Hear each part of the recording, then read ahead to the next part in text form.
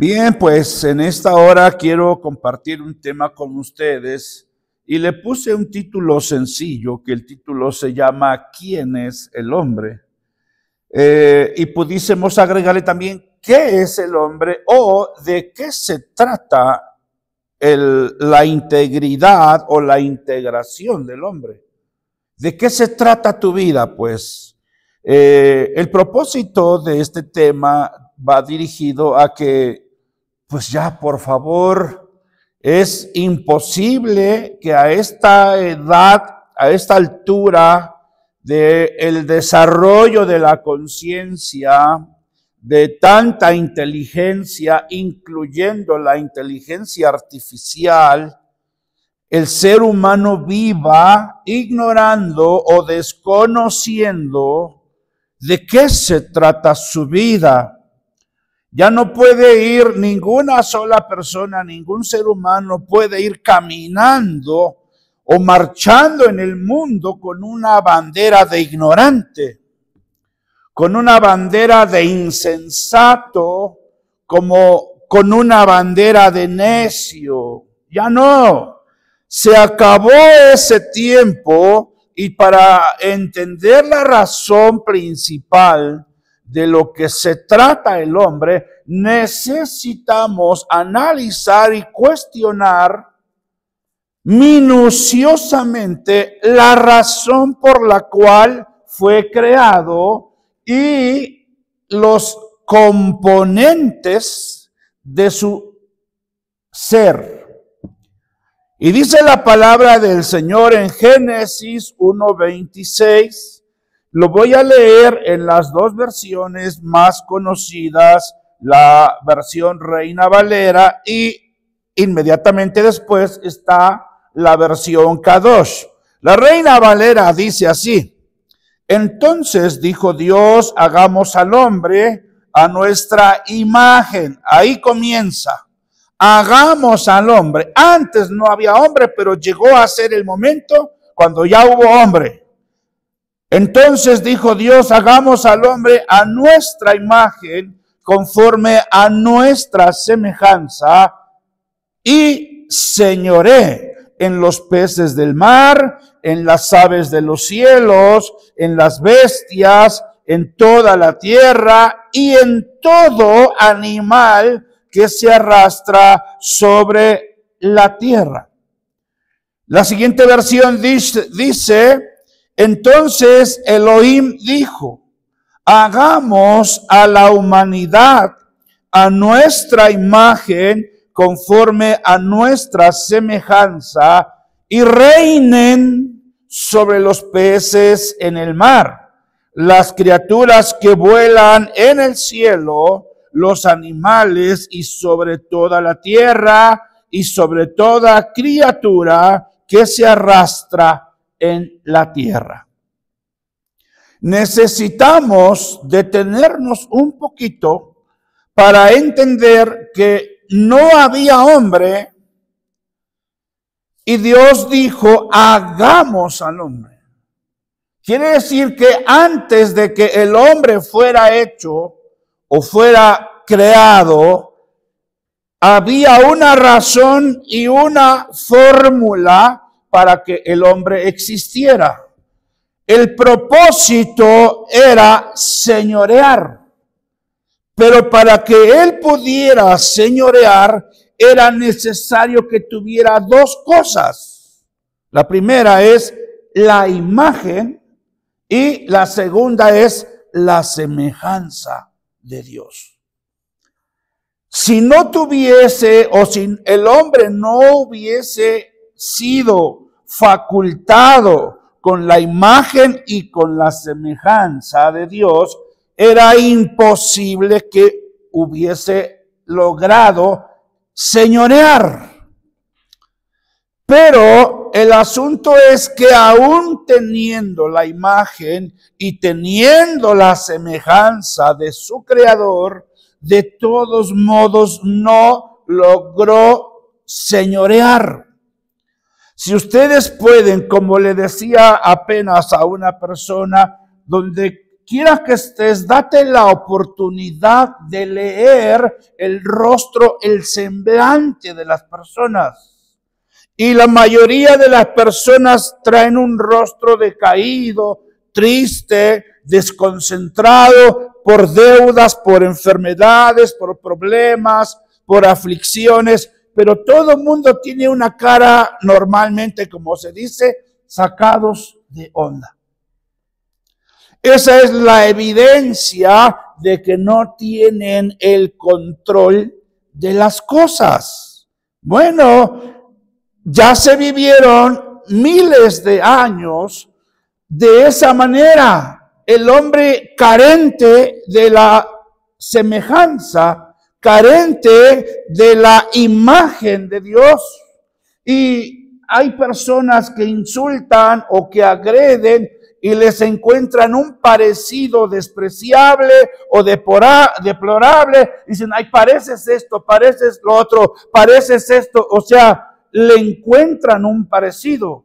Sin embargo, yo quiero ocupar ahorita la ilustración que cuando Esteban estaba siendo apedreado, él reflejaba tanta gloria que los que lo vieron dijeron, su rostro era como el de un ángel.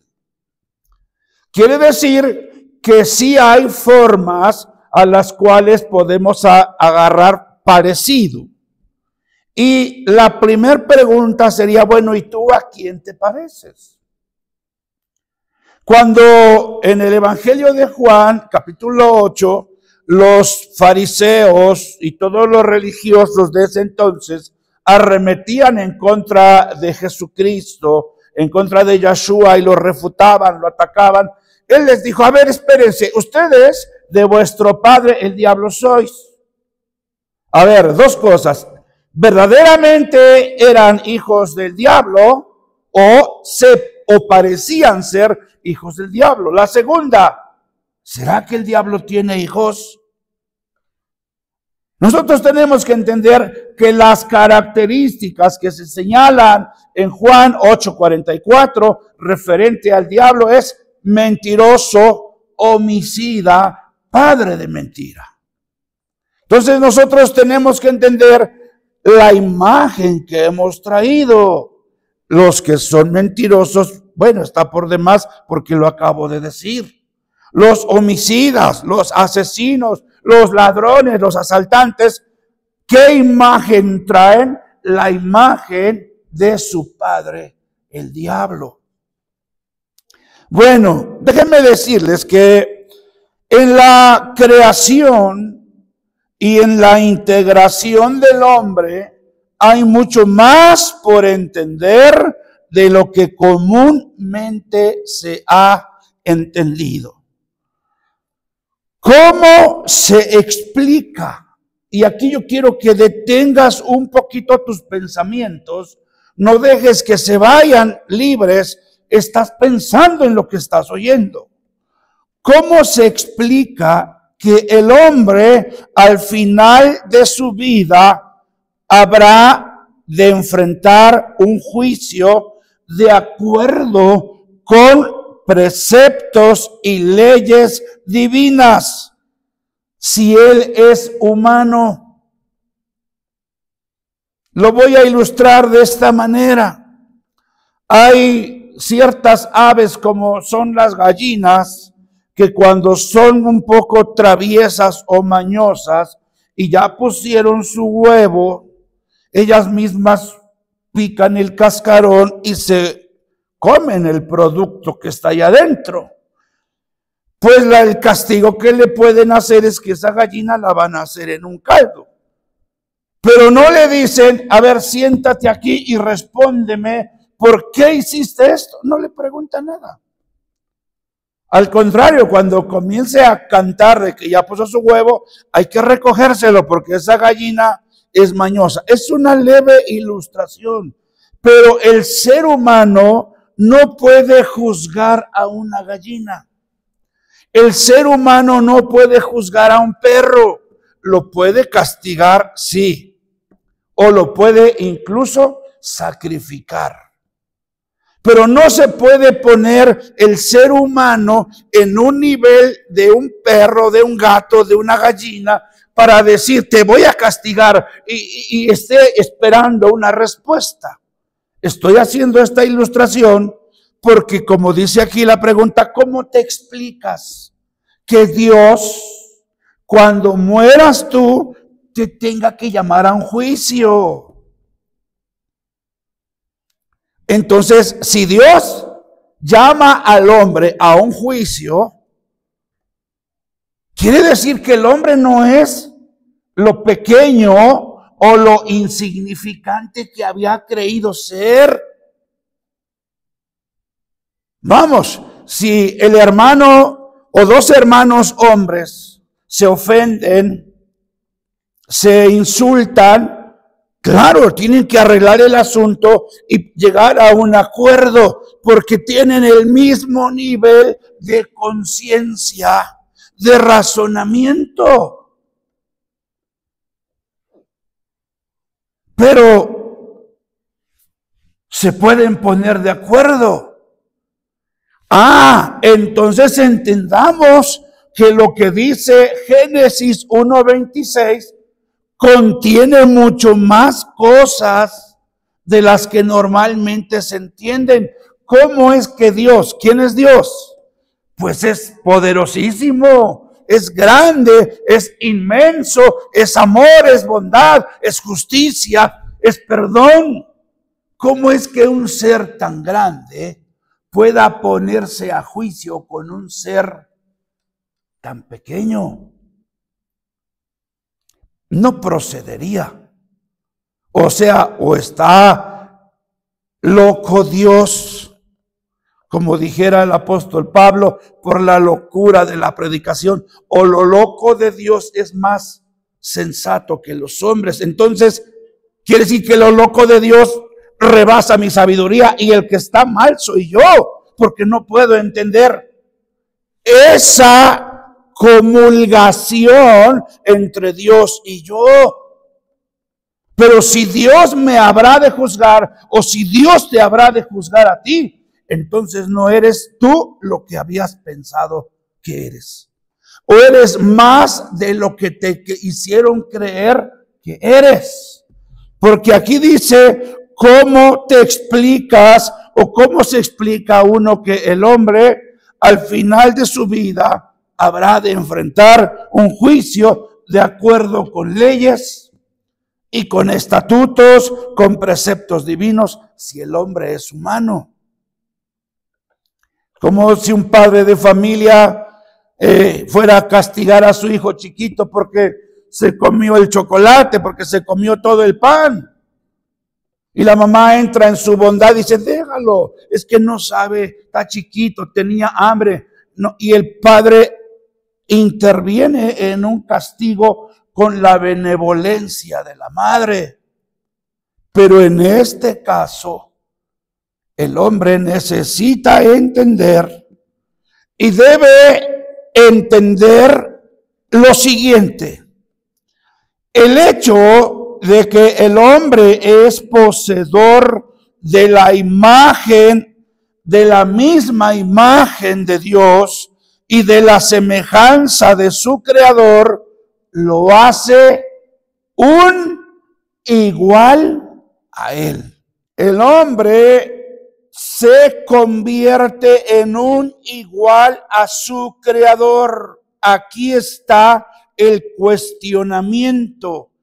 ¿Qué es entonces o de qué se trata esa imagen y semejanza?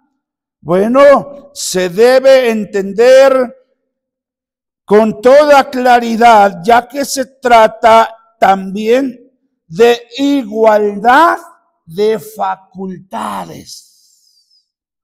igualdad de virtudes, de cualidades y hasta de características inmateriales, porque las mismas acciones del hombre se le atribuyen a Dios. Este tipo de características inmateriales de facultades que tiene Dios, también las tiene el hombre. Y tenemos que llegar a la conclusión para que ustedes entiendan por qué hay que enfrentar un juicio. Y es que se trata de lo siguiente, que hay cosas que no son negociables, hay cosas que Dios no está dispuesto a tolerar. Normalmente, cuando nosotros éramos niños, la forma de educar a los hijos era distinta. Y cuando un hijo por ladrón, por asesino, o una hija por conducta inmoral deshonraba a sus padres o a su familia, ellos tenían que ser expulsados de la casa. Olvídate que tienes padre, olvídate que tienes madre y vete. No te queremos volver a ver aquí porque a mí me da vergüenza tener un hijo ladrón, un hijo asesino o una hija deshonrada con una vida impura. Desaparece de mi presencia. ¿Por qué? Porque hay algo que no es negociable en una persona, en una familia, y tampoco lo es en el reino de Dios. ¿Y qué es lo que no es negociable? Precisamente su imagen y su semejanza. No puedes tú sacar o lograr o buscar usufructo, provecho egoísta de la inteligencia que Dios te dio. Todo tiene que ser en un acuerdo con Él y ocupar la imagen y la semejanza para gobernar en favor de la vida, en favor del universo, pero jamás en favor egoísta, personalista. Estas cualidades divinas no pueden ser degradadas, no se puede. Vamos a ver lo que dice aquí Mateo capítulo 18, verso 8 y 9. Dice, por tanto, si tu mano o tu pie te es ocasión de caer, córtalo y échalo de ti. Mejor te es entrar en la vida cojo o manco que teniendo dos manos o dos pies ser echado en el fuego eterno. Y si tu ojo te es ocasión de caer, sácalo y échalo de ti. Mejor te es entrar con un solo ojo en la vida que teniendo los dos ojos ser echado en el infierno de fuego. Esto requiere una explicación. Por voluntad propia nadie se corta una extremidad, a menos que lo haya mordido una serpiente venenosa y diga, o me muero todo, o me corto la mano, o se la corta él mismo, o admite que se la corten. Pero sin embargo, ya en la ciencia médica, en los hospitales, le cortan cualquier extremidad que ya está contaminada con alguna enfermedad degenerativa y progresiva. Eso quiere decir que si en nuestro físico estamos dispuestos o podemos vernos en la necesidad de admitir y aceptar vivir el resto de nuestra vida sin cualquiera o alguna de nuestras extremidades, quiere decir que Dios también está dispuesto a desprenderse de aquellas personas que teniendo su imagen y su semejanza hagan mal uso de ellas. Por eso Ezequiel en el capítulo 18, en el verso 4 dice, todas las almas son mías, dice Jehová. Pero el alma que pecare, esa morirá. Es decir, Dios te dio los pulmones para respirar oxígeno puro, aire fresco, no para que los llenes de humo. Dios te dio los riñones para procesar el progreso y purificación de tu sangre, no para que les metas alcohol. Dios te dio un organismo sano y perfecto para que pudieses gobernar y ser Señor, no para que te conviertas en víctima o en esclavo de algún vicio o de alguna enfermedad provocada por ti. Entonces, toda alma que neciamente actuara sin tener la conciencia de lo que es ser hecho a imagen y semejanza de Dios, el alma que pecare, esa morirá. La boca del Creador no emitió un despropósito para su propia criatura. Él no dijo, he creado una bola de necios, he creado una bola de ignorantes o tontos. No. El Padre hizo una creación perfecta y maravillosa. Pero el hombre, en el libre albedrío, que es el manejo libre de su voluntad, decide si estudia la palabra o si no la estudia. Decide usar bien sus facultades, sus cualidades y sus virtudes, o pervertirlas, torcerlas y autodestruirse. Pero de su boca no dijo, voy a crear hijos para que tenga yo combustible para que arda el tormento eterno. No, sino que siempre ha sido el hombre el que se ha prestado para oír voces no provenientes de su Creador. La prueba está que antes de que el hombre obedeciera la voz de la serpiente, cada día o en cada momento el Padre y su criatura podían mantener una charla o un diálogo. Pero una vez que el hombre había probado ya el fruto del árbol que le dijo el Padre que no comas de él, una vez que lo probó, el resultado fue esconderse. Y el hombre decidió esconderse en lugar de enfrentar su culpa o atender, corregir su responsabilidad. Y eso es la característica hasta hoy. El hombre ha preferido esconderse. Y en este acto de esconderse es donde su culpa se hace más firme, más sólida, todo por no prestar atención a la voz de Dios. Porque, ¿qué creen? Dios es amor.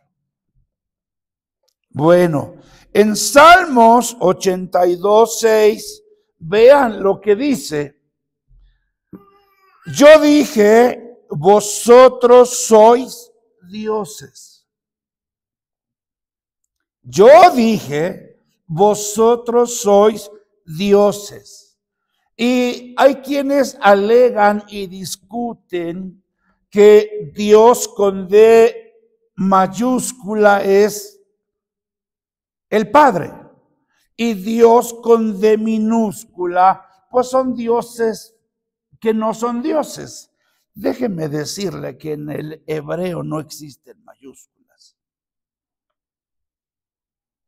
Y cuando dice aquí, yo dije, vosotros sois dioses, incluso viene a mi mente ahorita un versículo que dice que Jehová preside en la reunión de los dioses. Y si nosotros tomamos de manera idólatra esta declaración segunda que hice, diríamos entonces sí, Dios está en medio de donde están todos los dioses a los que no quiso. No es eso. Está dando a entender lo que dice en un proverbio muy hermoso que dice: en la multitud de consejeros hay sabiduría. Dios preside en las reuniones donde hay hombres con una sabiduría grado Dios. Dios preside a donde hay hombres justos, donde hay hombres piadosos, donde hay hombres temerosos, donde hay hombres entendidos. Él ahí preside. Y es a ese tipo de personajes que les dijo: yo dije, vosotros sois dioses. Que no se nos olvide que Luzbel, antes de ser Satán, o antes de ser Satán, es el diablo, el adversario. Sí, antes de eso, él era Luzbel y era el jefe de llaves del Creador. Era su asistente personal. Y como dice en el libro del profeta: por causa de la multitud de tus contrataciones, te subieron a la mente pensamientos egoístas, personalistas, y quisiste establecer tu trono cerca de Dios, o más arriba, o igual que Dios. El problema del hombre es que no sabe usar el poder. ¿Y saben qué? Cualquier poder mal empleado, mal considerado, siempre va a enfermar a cualquier ser humano, aún aunque esté o haya estado en el nivel Dios. Pero vea la culminación de todo el versículo 6 de Salmos 82. Yo dije, vosotros sois dioses, y todos vosotros hijos del Altísimo, pero como hombres. Yo quiero que se pare y vea: como hombres. Dioses muriendo como hombres. Es decir, tendrían que abandonar su grado de sabiduría, de temor, de gracia y de inteligencia para pasar a ser hombres. Quiere decir, con una conjugación bonita de esto, que cuando Dios dijo hagamos al hombre, lo puso en un nivel normal. Pero a partir de ahí el hombre debería aspirar, alcanzar y tener un grado Dios, aunque sea con minúscula, con tal que no se ofenda su razonamiento. Pero todo el que no sabe permanecer o estar en un nivel Dios, como hombre, tendrá que morir. Alguien dirá entonces, ¿cómo murió Abraham? Murió como Dios. Murió en un nivel Dios. ¿Cómo murió Moisés? Es tan hermoso el relato de la muerte de Moisés en el libro del Midrash, en el libro de Jaser. Que la muerte de Moisés no había forma de que sucediera. ¿Por qué? Porque murió, los sabios dicen, por el beso de Dios. Oiga, es importante entender la declaración de Dios. Yo dije, vosotros sois dioses. Cuando un matrimonio está recién casado y tiene su hijo varón, se le dice el heredero. Y la casa va a ser de mis hijos, el auto de mis hijos, el ganado de mis hijos, el potrero de mis hijos, el junior, el heredero, el consentido. Pero el heredero se le ocurre ser asesino. Al Junior se le ocurre ser asaltante y violador. Yo dije, tú eres mi heredero.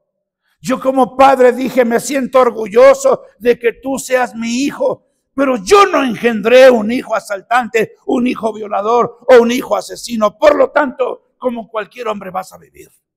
No supiste ser mi hijo, apártate de mí. Y esa es la aplicación de lo que estamos diciendo ahora. Dice, pero como hombres moriréis y como cualquiera de los príncipes caeréis. Saben que hay cosas que no pueden ser toleradas por el Padre Eterno. ¿Y en qué momento el hombre deja de ser nivel Dios? En el momento que en su ignorancia comienza a usar su voluntad. Dice aquí en Hebreos capítulo 1, en el verso 5 y también en el versículo 13, dice, vea bien, porque hay una declaración en un salmo que dice, ¿qué es el hombre para que lo visites?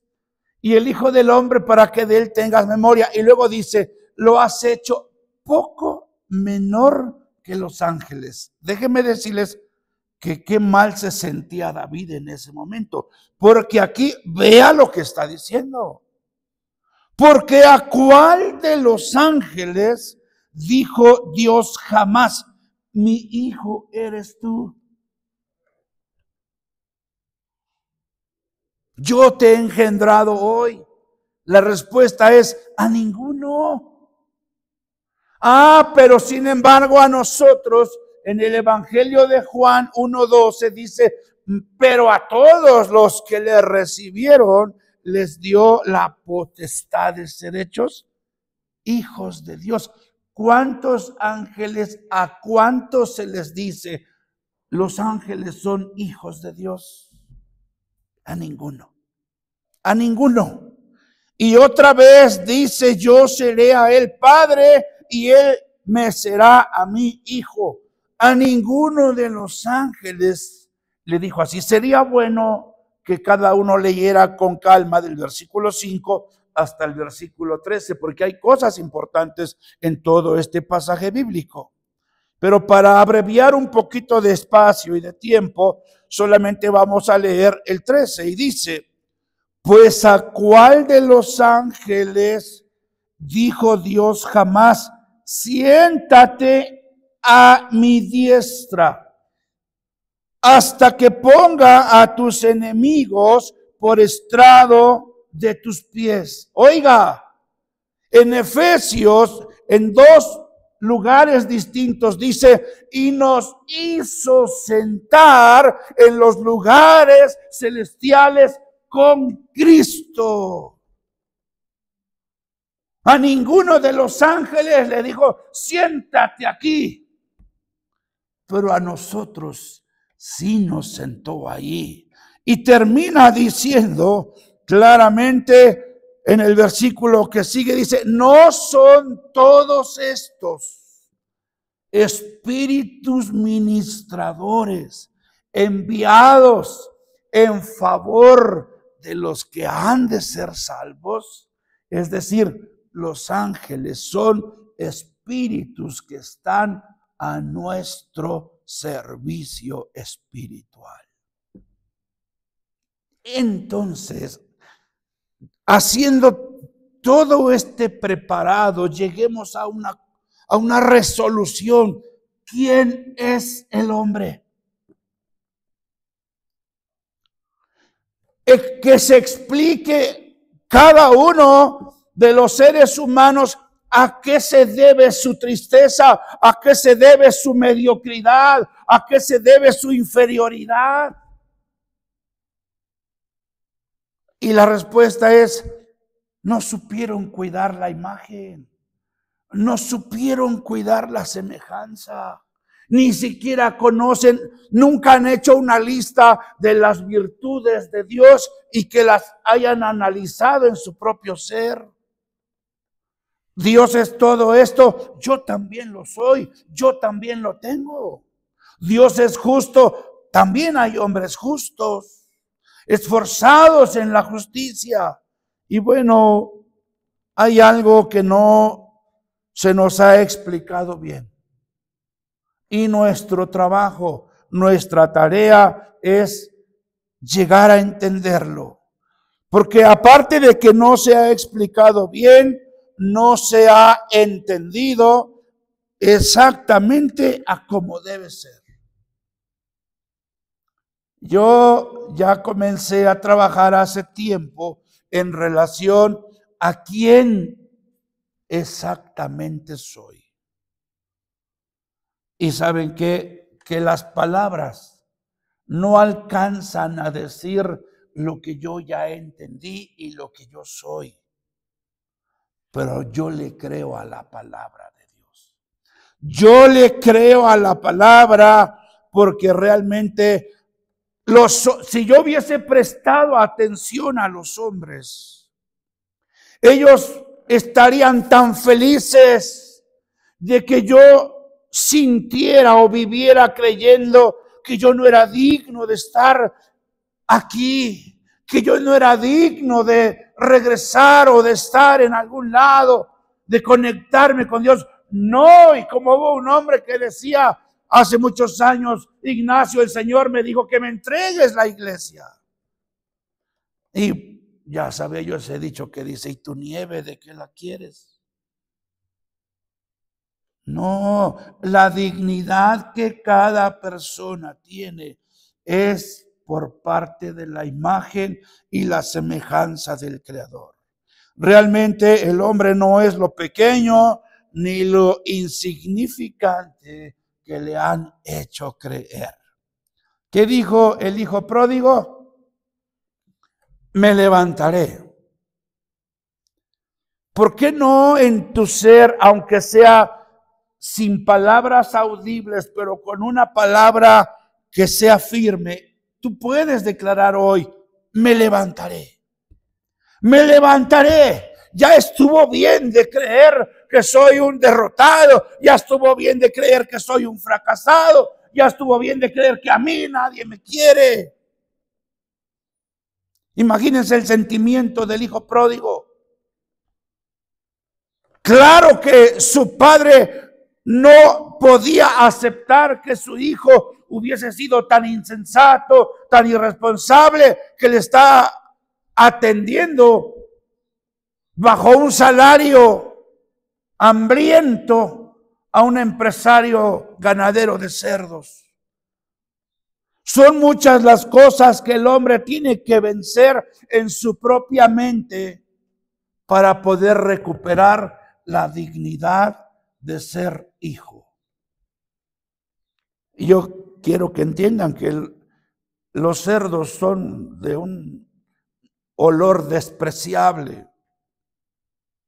El hijo tuvo obligatoriamente que bañarse.